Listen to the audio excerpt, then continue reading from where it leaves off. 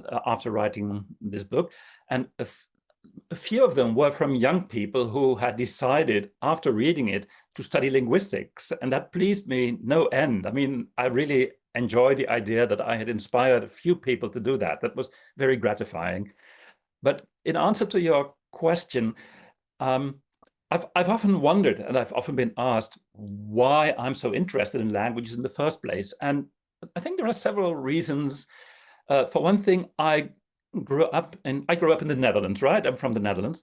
And I grew up in a part of the Netherlands in the very south, which is a very multilingual area, because we do not only have the Dutch language, which is our national language, but also this regional language, which is called Limburgish, and which nobody in China would have heard about, I'm sure, and for a good reason, because it's small. But it's somewhat different. I guess it's like Mandarin and Cantonese or so. It's really quite different. But we were also near the German language area. That's only 25 kilometers. And we're near the French language area. That's another 25 kilometers. And on Dutch television, in my childhood and also today, you hear a lot of English, American TV shows, American films, British comedies, all of that. And of course, pop music, which is also mostly English language here in Western Europe. So that exposure to so many languages led me to realize very early on how different they are and how interesting they are. Also, my father was a French teacher, and my mother was the sort of lady who would read the newspaper with a red pen in her hand to correct errors, to correct linguistic mistakes. So I was sort of primed, I think. And once I started to learn more about languages and also to learn to speak some languages, I discovered that it has so many connections to other fields of learning that I also find interesting, like history. I mean, the connection between linguistics and history, I think, is quite obvious, right? I mean, languages have changed through time. Historical events have had a strong impact on who speaks which language, where, and in what way, etc. That is true all over the world. But it also has to do with psychology and neurology. The way we speak says a lot about who we are as humans in general and our particular individuality, perhaps.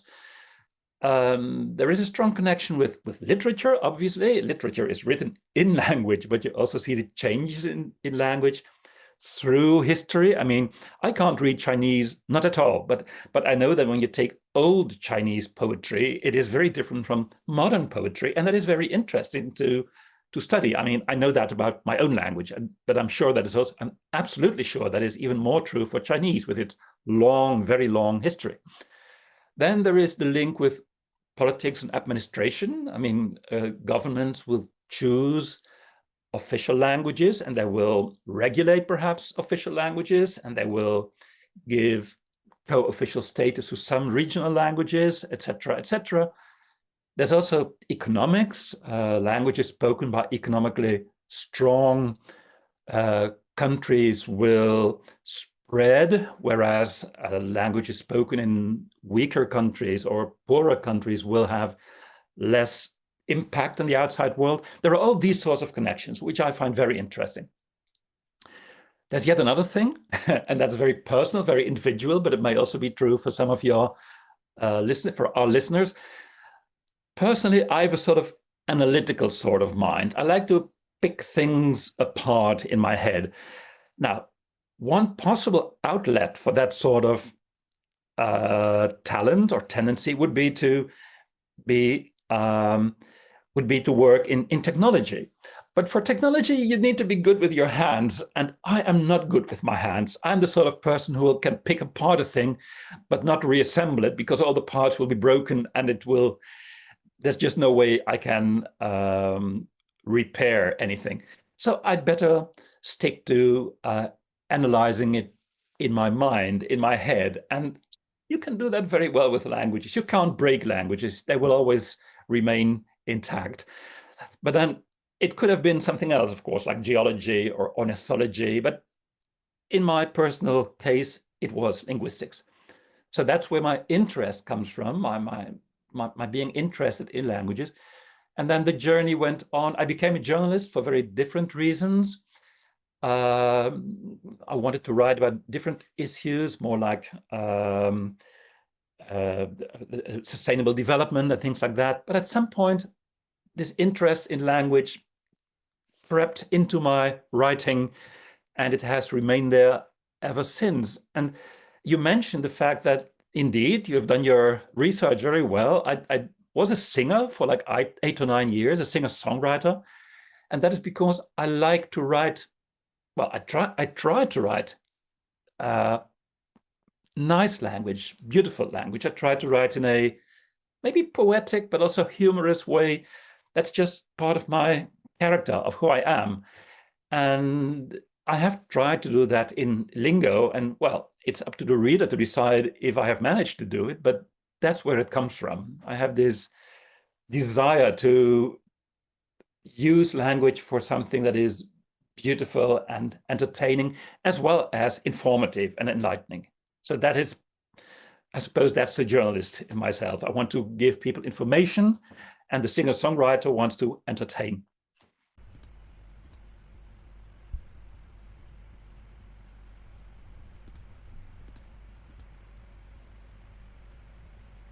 The thing is, that has really changed over time.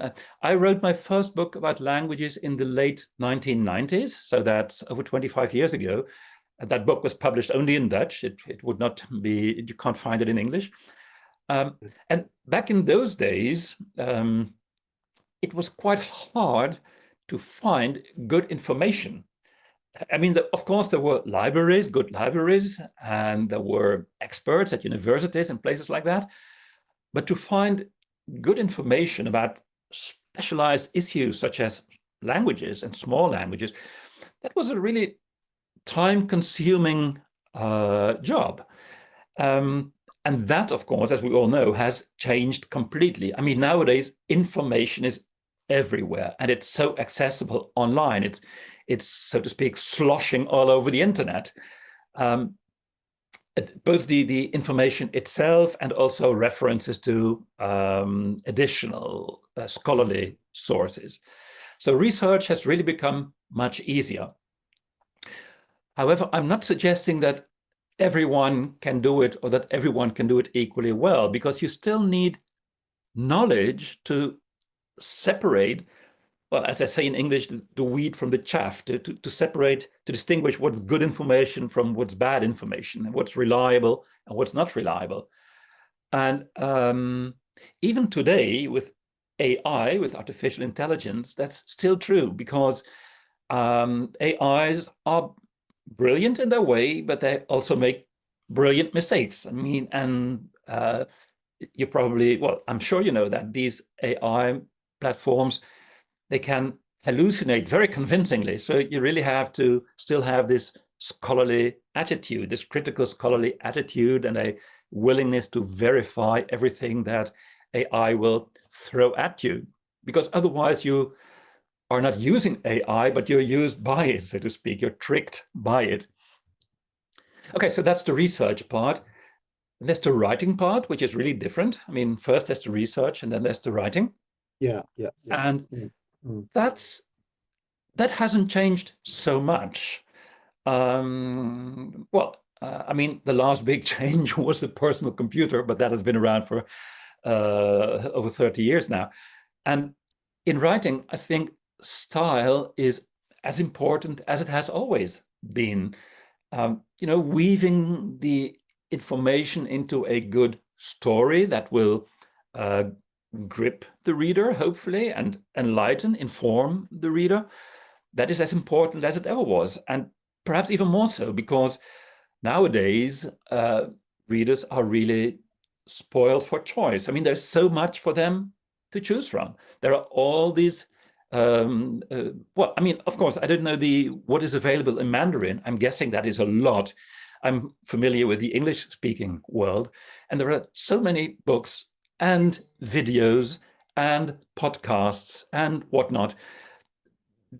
Readers really have so much to choose from, and then as a writer, you have to try and make it as good and as attractive as possible, so that they will choose my book and not something else, because I want it. There's no point in writing if you don't have a reader. So the research has changed a lot, and the writing has stayed more or less the same. Style is still important, and there is more competition, you might say. That's the story in short.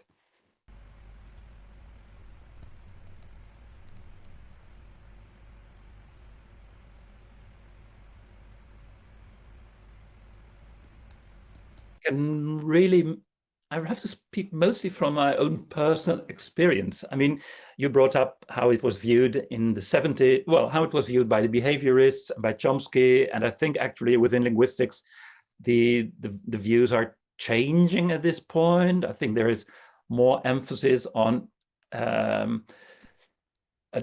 think the emphasis is moving away from this universal grammar and more towards um, uh, regional cultural differences between languages, but that's not a discussion that I'm very familiar with, so I can't really answer your question in a up-to-date academic sense.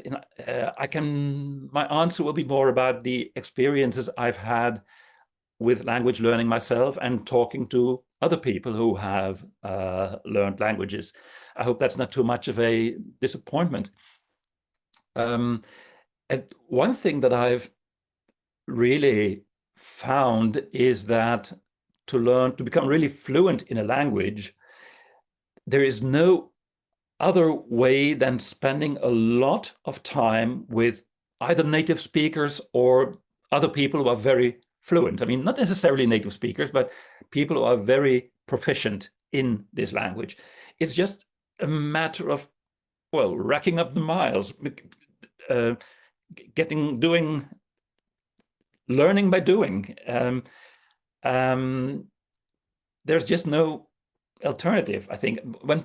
I've spoken to people who have learned languages from books at their home, and they could speak understandably. They could also speak Dutch sometimes, but it always sounded a bit stilted or unnatural. So that is okay, but it's not fluency as I see it. Then the second thing that I would like to mention, and this is more psychological, and I think it's very important, to perfect your skills, to perfect one's skills, one has to accept one's own imperfection.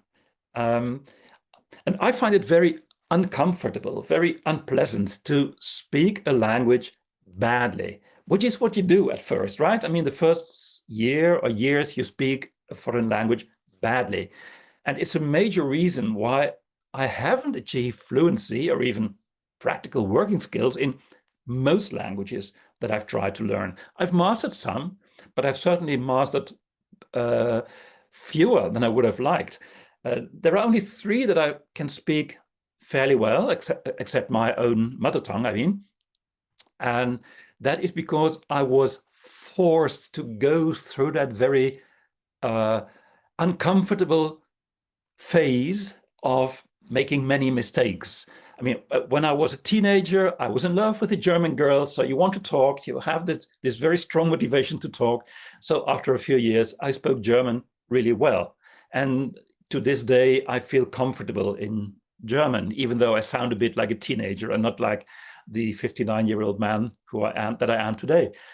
I also learned good Spanish because I spent half a year in Peru. And well, when you spend half a year in a country, that really teaches you. And to this day, I feel comfortable in Spanish, even though my vocabulary is a bit rusty. And nowadays, I feel comfortable in English as well, because for the last 15 years, I've used that a lot, both in speech and in writing, professionally for my books, as we are talking now. But on the other hand, I've also I learned French in high school, but I've never become fluent in it. I've learned Polish, I've learned Vietnamese even, but I can't speak Polish or Vietnamese to save my life because I've never needed them. I've never had the necessity to use them and go through that uncomfortable stage of being bad at it. Okay, that's one. One was you need native speakers around you. The second one was, my second insight was, you have to accept your own imperfection. And the third is, but it's a different sort of insight, and it's quite simply that it's much harder to become good at a language from a different part of the world. And well, I just mentioned that I tried to learn Vietnamese in the 2017, 18, 19. I didn't manage, but that's partly because Vietnamese, like Chinese, is so very different from European languages, and likewise, European languages are so very different from East Asian languages. I think for both of us, there is such a huge gap to bridge. I mean, I really admire you for having had the talent and energy to bridge that gap. I mean, you speak English. I have never managed to speak Vietnamese or Chinese because, well, I need hardly tell you how different the languages are with the classifiers in Chinese and in Vietnamese, you know, words like ge and ben, and we don't have words like that. We just don't use them. There's the tone in the most East Asian languages that is very hard for us. European languages have all these endings and the declensions, the conjugations, which I guess must be a bit hard for East Asians to learn because it's really different. So these very big differences make it hard for Europeans to become fluent in East Asian languages, and for East Asian people, I guess, to become fluent in European languages. And that's without even mentioning the beautiful but difficult Chinese script, of course. So these are my three main insights, and I'm sure there are many more, but since this is not what I have specialized in, this is the best I can do for you. Yeah.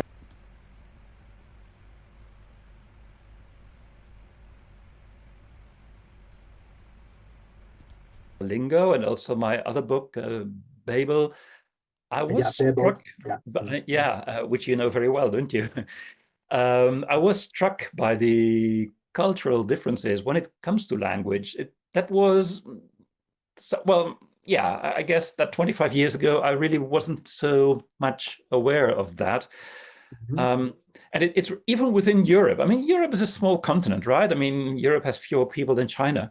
But even within our small continent, there are so many cultural differences in the language, in the area of languages.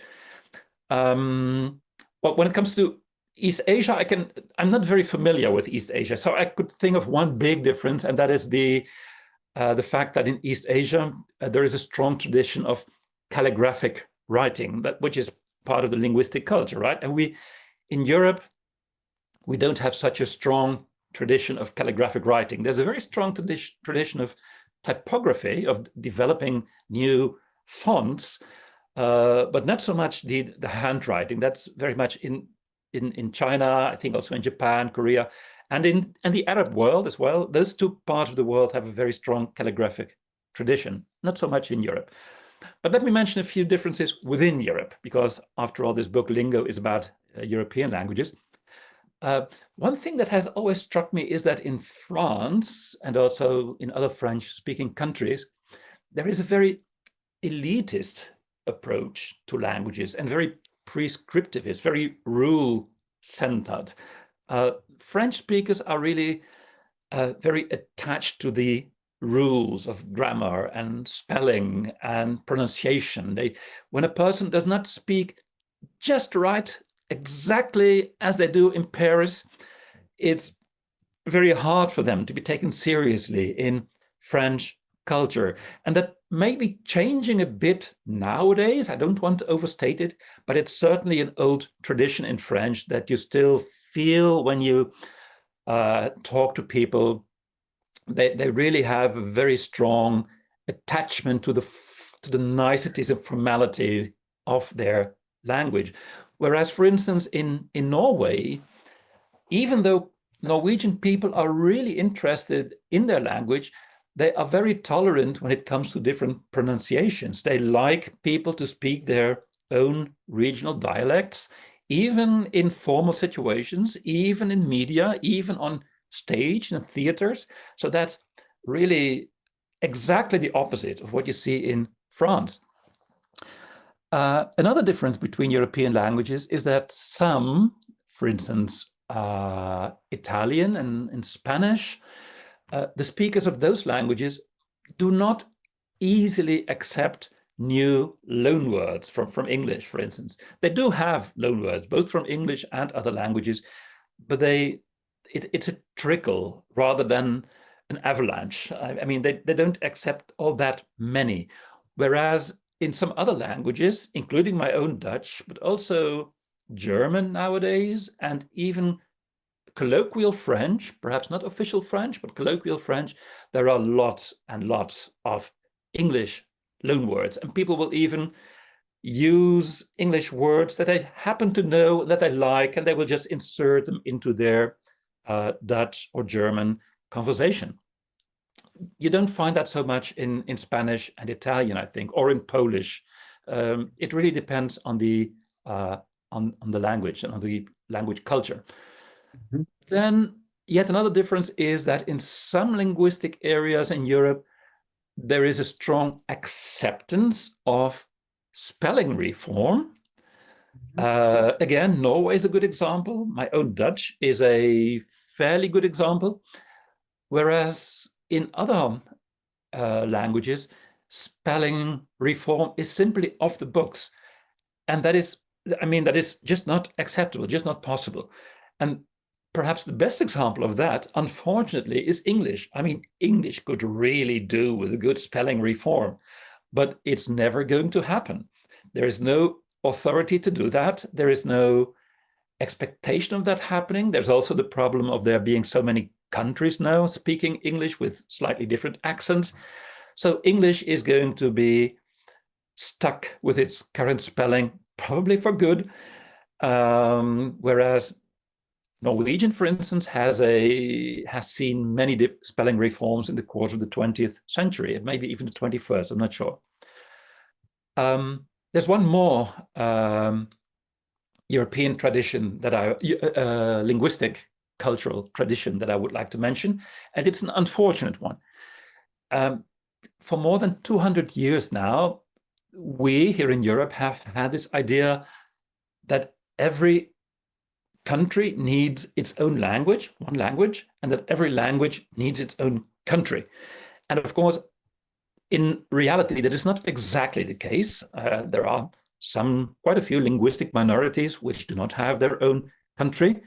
And there are several countries that do not have their own language, like Belgium and Switzerland and Kosovo and some 2 or 3 more. But on the whole, Europe over the past 200 years has moved towards a situation where each country has its own language and each language has its own country, roughly, very roughly, which has led to a lot of tensions, political tensions, to a lot of bloodshed, to a lot of large countries splitting up into smaller countries. And it is all down to this nationalistic idea that of one nation, one, what is it again? One nation, one people, one language. Is that right? Yes. That has really been a driving force in European history for the last 250 years. And it has, of course, nowadays with the European Union, that is moving a bit in the other direction, but not very strongly. This is still roughly how Europeans think. And outside Europe, that ideology, you used the word ideology earlier on, and I think that's a good term for this, that is much weaker or even absent. You don't find this in Latin America. You don't find it so much in Africa. You find it a bit in Asia, but nowhere near as strongly as in Europe. And I was struck by how in India, your big neighbor, they have a very different ideology. Well, one of your big neighbors, you have several big neighbors. In India, the connection is not so much between language and nation state, but it's between, they have it a bit, but not so strongly. It's between language and script. In India, every language wants to have its own script. So Hindi, the big language, has its own Devanagari script, but also Bengali has one, has its own Bengali script. Punjabi has one, Tamil has one, Malayalam has one, etc., etc. And even smaller languages in India with just a few million speakers or even fewer, even they are nowadays developing their own scripts. And to us from Europe, that is a very unexpected development. But then it isn't any sillier than the European idea that every nation should have its own language, and every language should have its own nation. So it is a big difference, and I wrote about that in Babel. I think it's languages like Chinese and its so-called dialects, but also you mentioned Japanese and Korean, and I would like to add Vietnamese. But of course, within China, there are all these other minority languages that are not related to the Chinese language. There are some Thai languages, I think. There are the languages known as Hmong Mien in English, but I think they're called Mao Yao in Chinese or something like that, I believe. There is, of course, sorry? What? Sorry. When you say Mao Yao, what? Yeah, Miao Yao. These languages in the south, small languages in the south of China. Miao. That's right. You mean Miao. Those are the ones I mean. I mean, they're small, Okay. I know, but they are still there. Okay. And there used to be Manchu, of course, which is now nearly extinct, I believe. And in Japan, there is still Ainu, which is also almost extinct. There is Tibetan, which is a bit more closely related to Chinese, but still quite different. There's Mongolian, the Mongolic languages. There is so much diversity, whereas and they're all different families. I mean, Japanese and Chinese and Korean and Vietnamese and Miao Yao and Mongolic and all the other ones, they're different families. Whereas in Europe, we have basically nearly only Indo-European. Now, Indo-European is a big family and there are substantial differences, but you can still tell that they're related. We have some exceptions like Basque. Basque is an exception, it's unrelated, and there is Finnish and Estonian and Hungarian. Those are different, but 90% or perhaps 95% of Europeans speak a language that is Indo-European in its origins, and you can tell.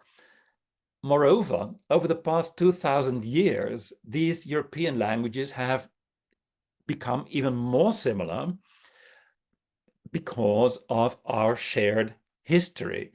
Europe, as you know, has never been a big empire, unlike China, but the contacts in terms of trade, cooperation, war, mutual influence, in cultural influence, translation, shared religion, all of that have caused Europe really to become a fairly close-knit cultural area. And that has affected, not affected, that sounds negative, that has influenced the languages very much. And nowadays, when a European like myself learns another European language, you find so much that is familiar. However, most of us don't realize it. Most of us Europeans don't realize that. We see the differences. But as soon as you try to learn Chinese or Vietnamese or, I don't know, Swahili or Guarani in other parts of the world, you come to realize how similar the European languages really are. They're still hard enough to learn. I mean, we talked about that before, that learning a language is always hard. You make all these mistakes. It's embarrassing.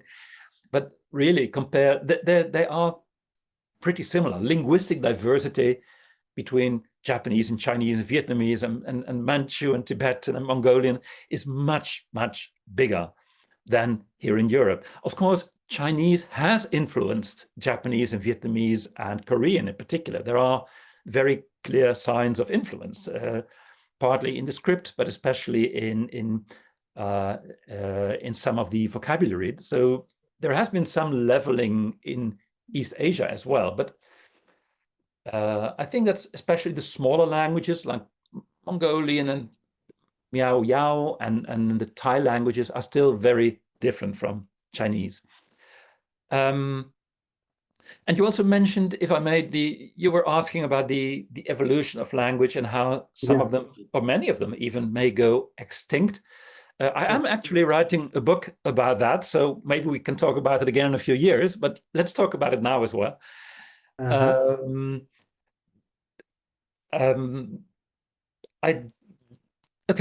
I believe that people will prefer to speak the language that they need for their communication needs. That they, if I live in a small village and I just work on my field and I hardly speak to people from the outside, I only need a language for my own little village, for my own little community. And that language will become more and more different from the surrounding languages. But that is not what today's world is like. Today's world is more like being in direct contact, as we are now, with somebody 6 time zones away. And today's world is more like meeting hundreds of people every year, traveling abroad perhaps and speaking to even more people, reading news about foreign countries. It's about being on the telephone to people with a different accent, with a different dialect. It's about reading books in a standard language. In other words, we no longer lead our lives locally. We lead it at least nationally and partly internationally. So our communications needs are much more, what would be the right word for that? We need to share a language with a great number of people. That is what we want as individuals. That's what our life leads to. And the logical result of that is that the local language, a small language, becomes less important. It may still be important for your identity. I'm not saying that the small languages are disappearing overnight. I think they will actually cling on for several more generations. But there will, well, I think actually that China is a very good example. If I'm correctly informed, ever more people in China speak the national language, the what we call Mandarin, and you used a different word for it, the standard Chinese. Still today, nowadays, I think most people still also speak their regional variety of Chinese, but it seems likely that in 2 or 3 generations, perhaps, people no longer do. I'm not sure about this. You know more about this than I do. But it's certainly true in Europe that regional dialects are gradually disappearing, and small languages like Icelandic or Lithuanian may also be at risk in the longer run. So I think a century from now, there will still be hundreds of languages, maybe even a few thousand, but certainly fewer than now. We have 7,000 or so now. And that is not because the small languages are suppressed. It's because people feel the need to speak these bigger languages. I mean, of course, there has been a lot of linguistic repression as well over the centuries. I'm not denying that at all. But in today's world, it's very much about people's choice to speak something that they feel is useful for them. And that is very often a national language and or even an international language. So yes, I do think there will be a lot of language extinction. I do think it's a melancholy thing to happen. We will miss those languages as linguists and also as maybe romantics. But I think it's an inevitable process. I'm not saying, though, if I may continue still a bit, I'm not saying that we will end up with just 1 or 2 or 3 languages. I don't think that. If only because I think technology will probably intervene. Machine translation is already very good. I mean, I can probably read your Chinese translation of my book by using an app to see what it says in English, to translate it back. But machine interpretation is also getting better. It's not quite there yet, but it's getting better. And I suspect that in 5 or 10 years' time, it will be pretty good. When that is the case, you and I could have this conversation, me speaking in English, or maybe even in Dutch, you speaking in standard Chinese or whatever variety that you prefer. I don't know. My hometown dialect. Exactly. Yeah. And technology would help us understand each other quite seamlessly. And the same would be true, not just for Chinese and Dutch, of course, but also for French and English and Korean and Vietnamese and Spanish, etc., etc. And once that is feasible and once that is standard and affordable, there will be much less motivation to learn foreign languages for the very reason that I mentioned earlier. The communications needs are paramount. So if we can communicate through technology, we can't yet, but I think it's coming. If we can do that, we will just be lazy and speak our own language and let the technology take care of the interpretation. So maybe that technology will even save linguistic diversity in the not so long run, in the near future. That is how of course, I don't have a crystal ball. I'm not sure, but that might well be the trend for the future.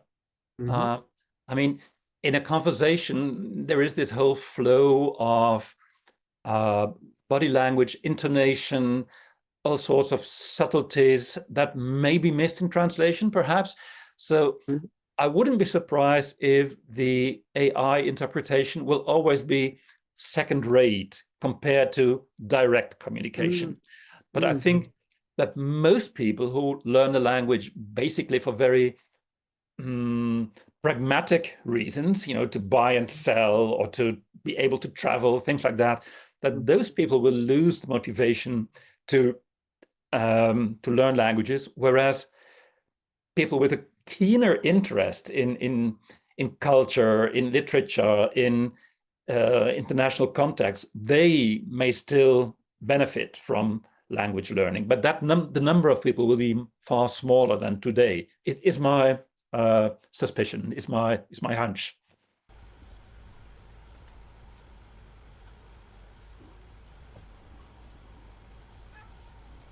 It's a language atlas, so a book with like roughly 100 maps showing where languages are spoken, giving information about official languages, about grammatical structures, about history, of course. I love history. A lot of that. We are already at an advanced stage that will be published in English and hopefully also in other languages, of course. That is what I'm working on. Well, that is what I will be working on after this conversation. I mean, that's really my current activity, my current job. The other is about small languages and their possible extinction. Well, it's not so much about extinction, but that is just one of the elements, one of the aspects that I will be dealing with. It will also be about what makes those languages interesting, what makes small and usually unwritten languages different from the big written languages that you and I are familiar with. So I don't want to give too many details about that book yet. In questions, and of course, thank you very much for translating my book. I can't read the translation, but I'm sure you have made a good job of it. Thank you very much.